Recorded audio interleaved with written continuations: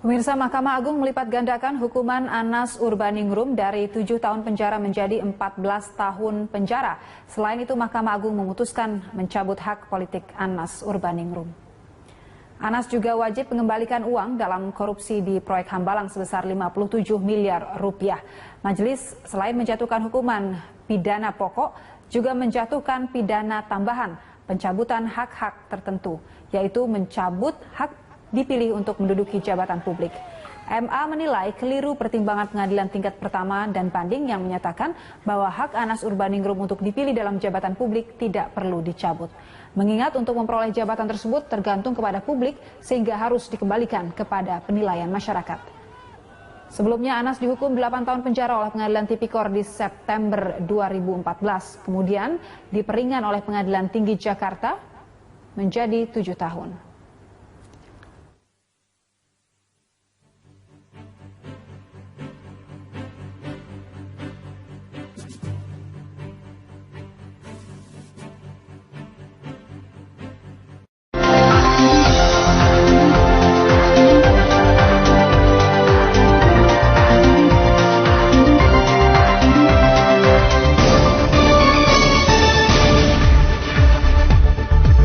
Selamat siang saudara, Liputan 6 siang kembali hadir dengan informasi aktual tajam terpercaya bersama saya Pramita Andini. Informasi utama kami diantaranya: KRL komuter lain alami gangguan, ratusan penumpang kereta menumpuk di stasiun Manggarai.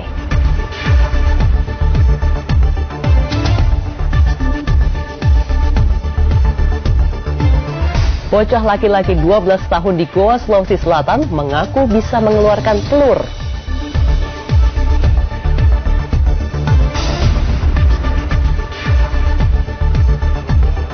Menteri Hukum dan HAM kembali memecat sipir penjara yang diduga terlibat jaringan narkoba, Freddy Budiman.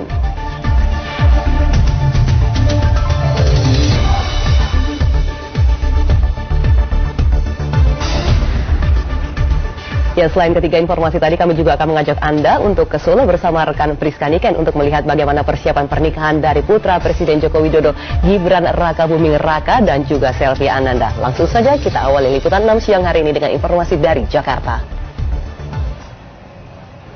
Ya, saudara, kereta rel komuter lain rute Bogor menuju stasiun Jatinegara mengalami gangguan di stasiun Pasar Minggu, Jakarta Selatan. Akibatnya, ratusan penumpang yang hendak menuju ke stasiun Sudirman, Tanah Abang dan selanjutnya menuju Jatinegara menumpuk di stasiun Manggarai. Seperti inilah kondisi penumpukan penumpang KRL komuter lain tujuan stasiun Sudirman, Tanah Abang dan seterusnya di stasiun besar Manggarai sekitar pukul 8 Senin pagi ini. Akibat gangguan pada KRL komuter lain rute Bogor menuju Jatinegara yang tertahan di stasiun Pasar Minggu, ratusan penumpang jurusan stasiun Sudirman sempat menumpuk. Apalagi rangkaian kereta yang biasanya bolak-balik melayani rute Manggarai menuju Tanah Abang dipindahkan ke jalur 7 yang tidak memiliki peron. Penumpang pun sempat berdesakan agar bisa naik ke gerbong kereta. Penumpukan penumpang jurusan Tanah Abang dan Jatinegara ini sempat mengalami keterlambatan hampir 1 jam di stasiun Manggarai hingga akhirnya terangkut dengan beberapa rangkaian kereta selanjutnya.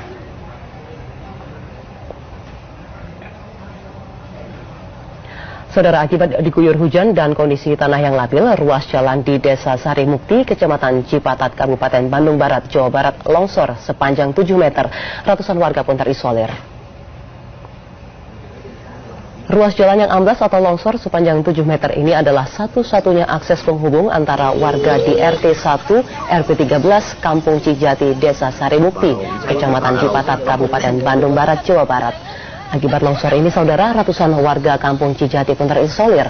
Jalan utama yang biasa digunakan oleh warga kini tidak bisa lagi dilewati kendaraan roda 2 maupun roda 4. Warga terpaksa berjalan kaki dan mengambil rute memutar jalan yang longsor. Kendaraan bermotor yang biasanya melewati jalur ini, saudara, kini terpaksa memutar sejauh 3 km. Amblasnya jalan dengan kedalaman longsoran mencapai 15 meter ini diawali dengan hujan deras yang mengguyur kawasan Cipatat sepanjang malam. Hasilnya jalan penghubung 2 kecamatan ini amblas jam 4 pada Senin dini hari. Belum ada laporan jatuhnya korban jiwa ataupun korban luka akibat peristiwa ini.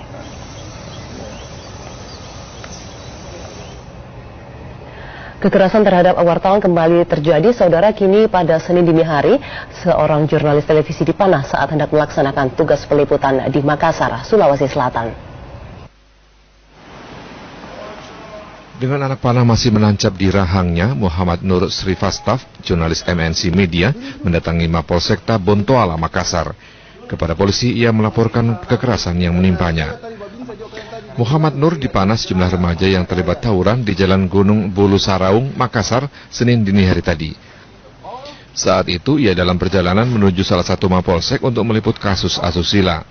Di tengah jalan, ia dihadang sekelompok remaja yang tiba-tiba memanahnya.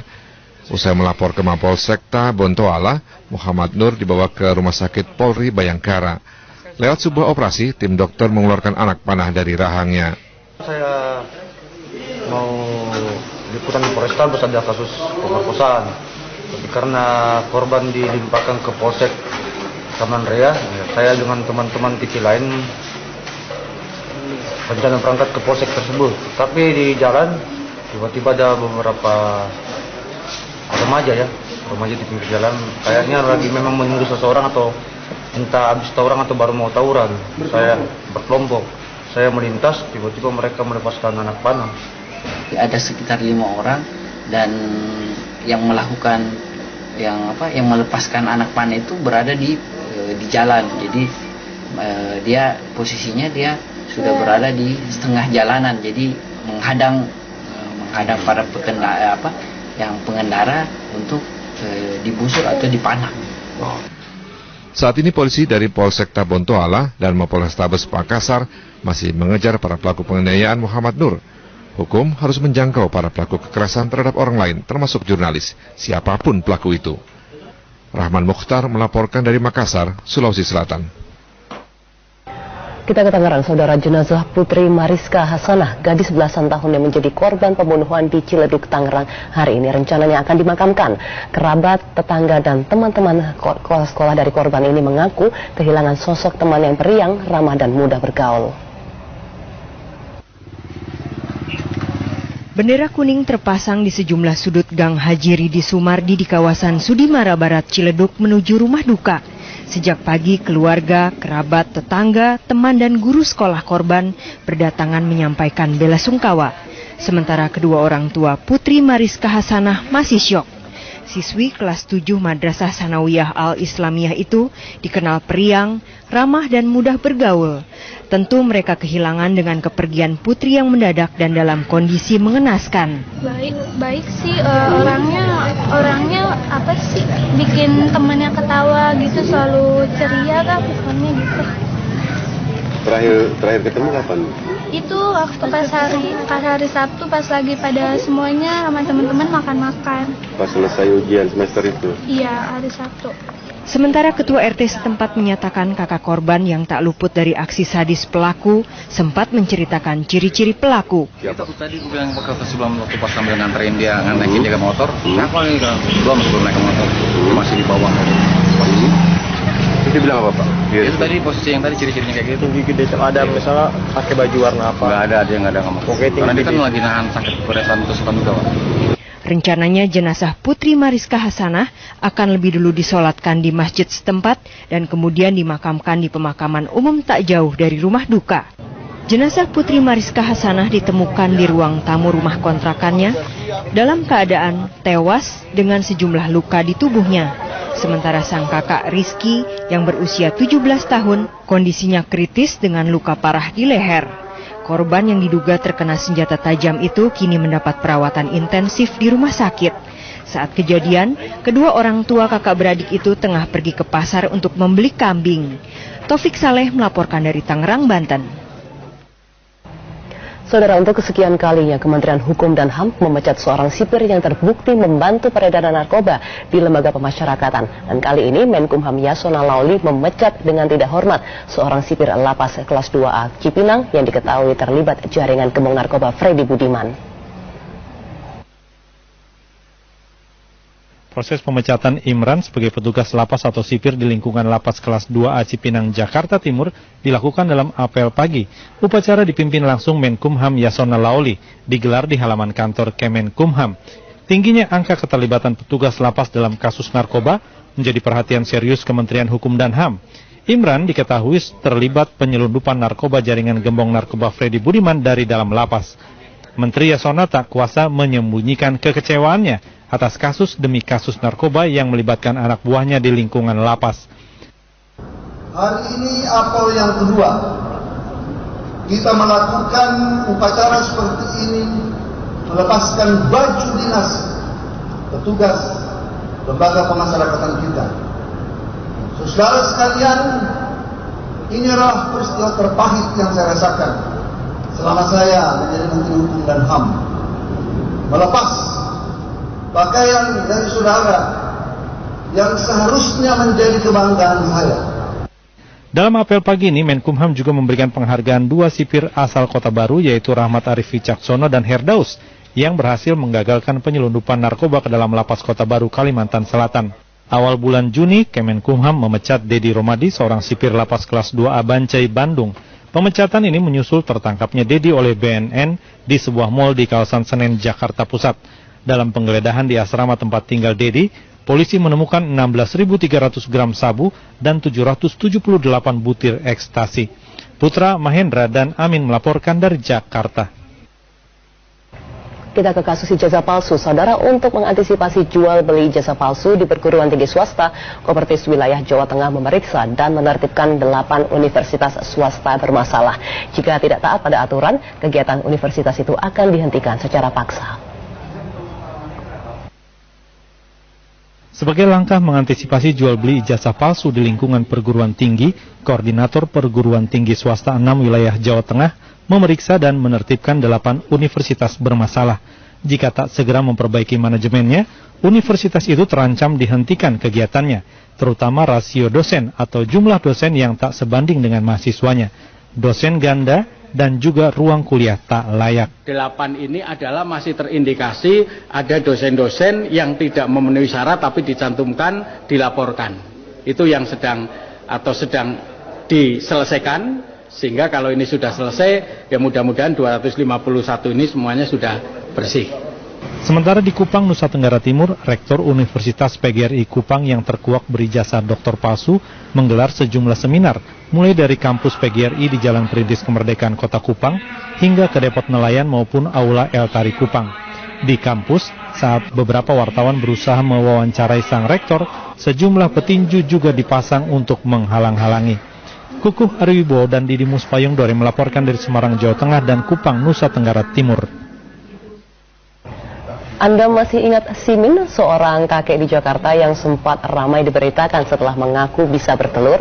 Nah, peristiwa yang mirip kini terjadi di Goa, Sulawesi Selatan. Saudara, di sana ada seorang bocah laki-laki yang mengeluarkan 3 butir telur. Nah, percaya atau tidak, terserah Anda.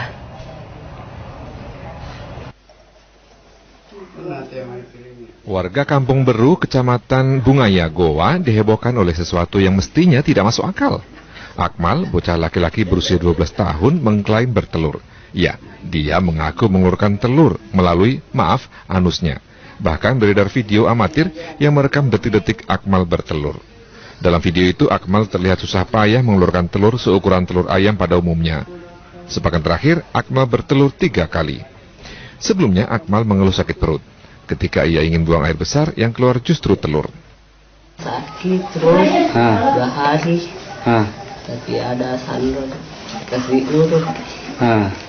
Jadi sudah diurut, berak mah ada keluar semua itu.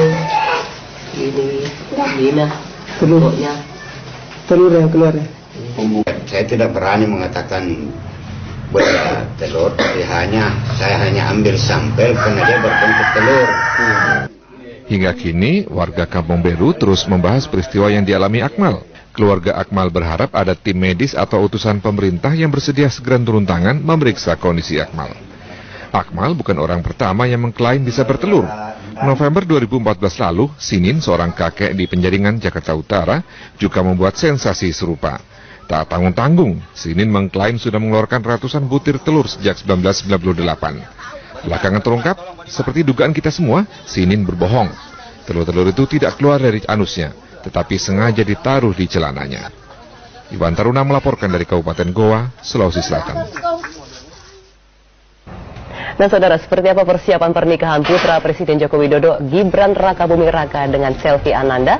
Nantikan laporan langsungnya dari Solo sesaat lagi.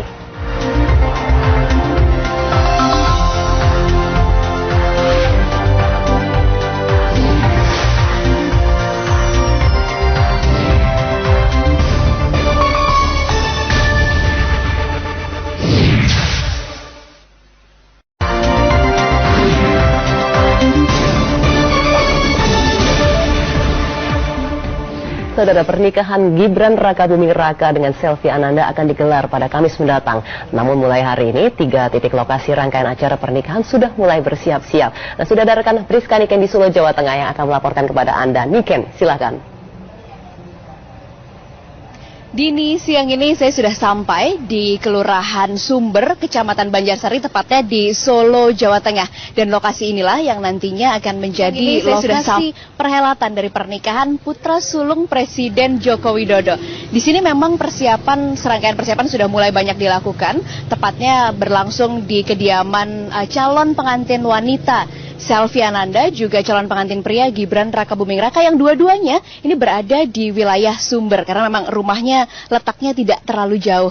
Nah, tadi pagi kami memang sempat melihat ke lokasi kediaman calon pengantin wanita, ini tepatnya di rumah Selvi Ananda. Persiapan memang sudah mulai dilakukan, bahkan penjagaan juga sudah diberlakukan. Kami tidak bisa mengambil gambar memang di sana karena sudah mulai ada anggota pasukan pengaman presiden yang berjaga-jaga. Selain di rumah Selvi Ananda, saudara, meskipun jalan di depan rumahnya baru akan ditutup pada tengah malam nanti, tapi memang sudah ada beberapa pasukan pengamanan yang mensterilkan lokasi ini. Dan selain di rumah Selvi Ananda, penjagaan juga diberlakukan di kediaman calon mempelai pria atau Gibran Rakabuming Raka, yang juga merupakan rumah dari Presiden Joko Widodo. Berbeda dengan jalan tempat saya berdiri ini yang agak sedikit ramai, jalan di depan rumah Presiden Joko Widodo ini terlihat lebih tenang dengan adanya beberapa pasukan pengaman presiden yang sudah mulai berjaga-jaga. Selain itu kami juga mendapatkan informasi bahwa penjagaan dari Kota Solo sendiri yang merupakan penjagaan gabungan baik dari aparat kepolisian, TNI, juga masyarakat ini memang akan berlangsung dari tanggal 8 hingga tanggal 11 masa perhelatan nanti. Dan 3 hari menjelang pernikahan dari putra sulung Presiden Joko Widodo ini, memang kami melihat sudah banyak sekali persiapan juga penjagaan yang diberlakukan. Di kediaman Presiden Joko Widodo memang tidak terlihat terlalu banyak perubahan atau tidak terlalu ramai karena dalam pernikahan adat Jawa yang nantinya akan digelar memang berlangsungnya prosesi pernikahan ini akan banyak dititik beratkan di rumah calon mempelai wanita. Kalau kami dapat bocoran sedikit mengenai susunan acara dari perhelatan pernikahannya, akan berlangsung mulai tanggal 9 nanti, itu ada acara lamaran. Setelah itu tanggal 10 ada acara siraman juga midodareni. Dan tanggal 11 ini berlangsung akad nikah dan resepsi yang akan berlangsung di Geraha Sabah. Ini gedung yang dipilih yang nanti akan menjadi tempat berlangsungnya perhelatan pernikahan. Di Geraha Sabah juga sudah terlihat beberapa persiapan seperti sudah ada dekorasi, sound system, dan tenda yang dipasang. Selain itu, saudara, kemeriahan persiapan pernikahan dari Gibran dan Selvi ini juga terasa sekali di Kota Solo. Tidak hanya berbagai persiapan atau pengamanan yang dilakukan, tapi harga-harga rental mobil ini juga sudah mulai naik. Seperti yang diprediksi oleh banyak masyarakat di Solo bahwa nanti prosesi mantunya presiden ini akan dihadiri banyak sekali undangan. Karena itu harga-harga rental mobil di Solo bahkan mengalami kenaikan mulai 20 hingga 40%. Berikut adalah liputannya. Pernikahan putra sulung Presiden Joko Widodo Gibran Rakabuming Raka dengan Putri Solo 2009 Selvi Ananda juga membawa berkah bagi para pengusaha jasa penyewaan kendaraan di Kota Solo. Mereka kini sibuk menyiapkan kendaraan untuk memenuhi pesanan para tamu undangan Presiden Jokowi. Pesanan kendaraan tidak terjadi pada beberapa hari belakangan, namun justru sudah jauh-jauh hari yang akan digunakan pada tanggal 10 hingga 11 Juni mendatang. Berbagai jenis kendaraan disewa, dari kelas menengah hingga kendaraan kelas mewah. Momen ini belum tentu akan datang pada kedua kalinya. Untuk itu pula lah para penyedia jasa penyewaan kendaraan menaikkan tarif dari 20 hingga 40% dari tarif biasanya, tergantung jenis kendaraan.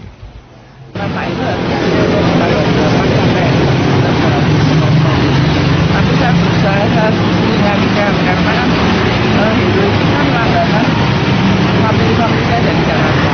Alhamdulillah di pernikahan Mas Gibran ini membawa rezeki bagi arena Solo ya. Kami juga ikut kecipratan lah. Biasa kalau ekonomi kalau permintaan banyak kita naikkan sedikit. Lonjakan permintaan ini ditindaklanjuti para pengusaha penyewaan kendaraan dengan bekerja sama dengan sesama pengusaha lainnya agar kebutuhan kendaraan dapat terpenuhi. Abdullah Fakih melaporkan dari Solo, Jawa Tengah. Saudara, kami akan terus menghadirkan bagaimana persiapan menuju hari bahagia dari putra sulung Presiden ini dalam berbagai laporan langsung di Liputan 6. Untuk sementara, demikian yang dapat kami laporkan dari Solo, Jawa Tengah. Kita kembali ke Pramita Andini di studio. Baik, terima kasih Priska Niken atas laporan Anda langsung dari Solo, Jawa Tengah. Nah, saudara, kita tinggalkan Solo dan lalu akan melihat bagaimana perolehan kontingen Indonesia dalam ajang SEA Games Singapura. Nanti ada rekan saya Boy Pakamaro yang akan menghadirkan informasinya untuk Anda.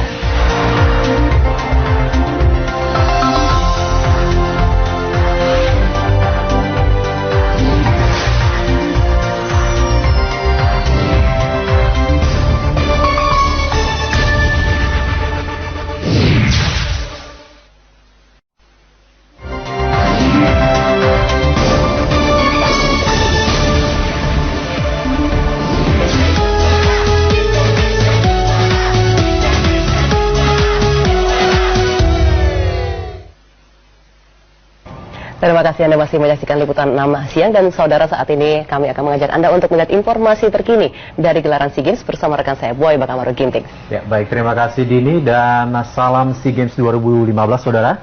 Di hari ketiga pesta olahraga terbesar di Asia Tenggara SEA Games di Singapura, medali emas kontingen merah putih bertambah dari cabang olahraga wushu. Indonesia meraih 3 emas dari atlet wushu andalan Indonesia. Lagu Indonesia Raya bergema di gedung pameran Singapura pada Minggu sore di saat penganungan medali emas atlet wushu tanah air Linswell yang meraih poin tertinggi di nomor Tai Chi Chuan putri. Linswell mengungguli lawan-lawannya dengan perolehan nilai 9,73 poin. Sementara di tempat kedua diraih atlet Vietnam Tran Tin Minh yang harus puas dengan medali perak. Sedangkan medali perunggu dibawa pulang atlet Malaysia Chan Lu Yi. Linswell mengaku atlet wushu Vietnam terus membayangi perolehan poin secara ketat. Namun kali ini tuan rumah Singapura yang menurunkan 2 atletnya tak mampu berbuat banyak. Cabang wushu kemarin juga menyumbang 2 medali emas lainnya dari Ahmad Hulaifi dan Haris Horatius di nomor alat dan juga nanquan. Sementara cabang wushu masih akan mempertandingkan sejumlah nomor yang akan dilangsungkan pada pukul 2 siang ini waktu Singapura. Ya saudara, cuaca kurang bersahabat menghantui laga lintasan dayung yang digelar di Marina Channel, Singapura. Hujan dan petir menyebabkan perlombaan ditunda hingga 2 kali 30 menit. Pada hari ini saudara, lintasan ini memperebutkan 3 medali emas yang seluruhnya diraih tim tuan rumah Singapura. Ernie Sokoi yang turun di nomor K1 500 meter, gagal mempertahankan emas yang diraihnya di SEA Games Myanmar 2 tahun lalu. Ernie harus puas dengan medali perak. Sementara 4 sekawan pendayung putri tangguh Indonesia gagal meraih medali di nomor K4 500 meter putri.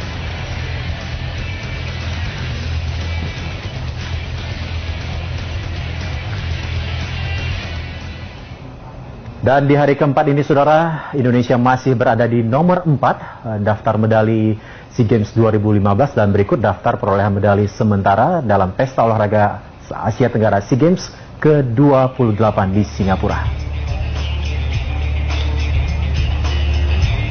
Nomor 1 masih tuan rumah dengan perolehan yang cukup signifikan hingga 30 emas, sementara di urutan 2 dan 3 bersaing ketat Thailand dan Vietnam dengan 21 emas, sementara Indonesia yang ada di urutan 4 cukup jauh dengan selisih 9 medali emas.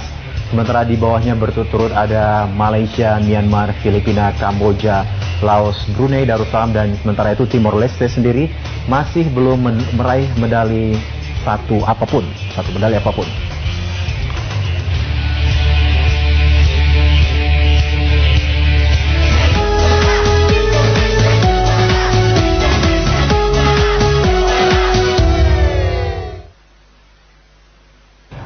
Ya, kita doakan semoga hari ini Indonesia meraih medali emas banyak-banyaknya, bukan demikian, Dini ya? Betul sekali, Boy, karena tentunya cukup berat ini untuk mengejar ke posisi ketiga minimal ya, untuk berada di 3 besar. Tapi tidak kita lihat mungkin ya, semoga ya. Tentu saja.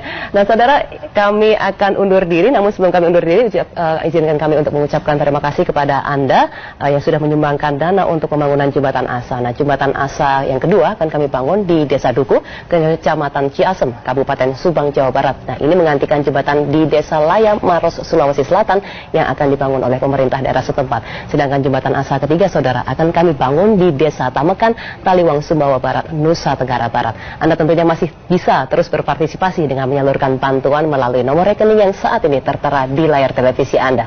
Kami undur diri, saya Pramita Andini undur diri mewakili seluruh kerabat kerja yang bertugas. Selamat siang dan salam SCTV.